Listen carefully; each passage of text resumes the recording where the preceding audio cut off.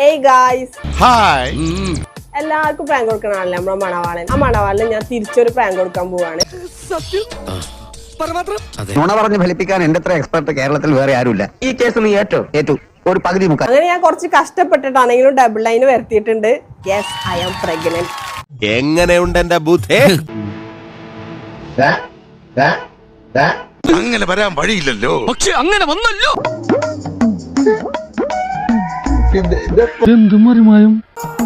എന്താ അറിഞ്ഞില്ലല്ലോ. അയ്യോ, ഞാൻ സത്യം ചെയ്യാം. ഇതെന്റെ കുഞ്ഞല്ല. ഞാനല്ല, എന്റെ ഗർഭം ഇങ്ങനല്ല. അറിയത് അതെന്താ? എനിക്കൊരു പങ്കുമില്ല. ഞാനിതില് ഒരു ഉത്തരവാദിയല്ല. എനിക്ക് നിന്റെ തീരുമാനം ഇപ്പൊ അറിയണം.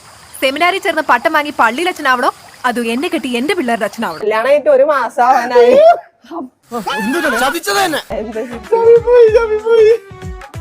പക്ഷെ ഫസ്റ്റ് കണ്ടപ്പോ ഞെട്ടിക്കുന്നു. അത് ഞങ്ങൾ ആരും അറിഞ്ഞില്ല. ഒന്നും പ്രാങ്ക് ആയിന്നേ ആൾക്കാരെ മുന്നിൽ കാണിക്കാന് ഭയങ്കര അത്രയും വേണോ?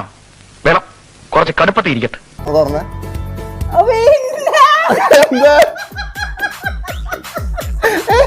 എന്തായാലും സമയമായിരുന്നു.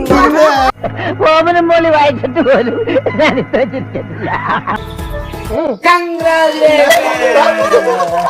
നീ ആള് മിടുക്കനാണല്ലോടാ, ഭയങ്കര സ്പീഡാണ്. എന്ത് തോന്നുന്നു? നിങ്ങളുടെ പണിയെടുത്താണ് പലക്ക് കിട്ടി. കറക്റ്റാണല്ലേ? ഞാൻ കളിക്കല്ല, ഞാൻ നേരെ ചിറാപുഞ്ചിയിൽ പോയി മണം വിൽക്കാൻ പോകും.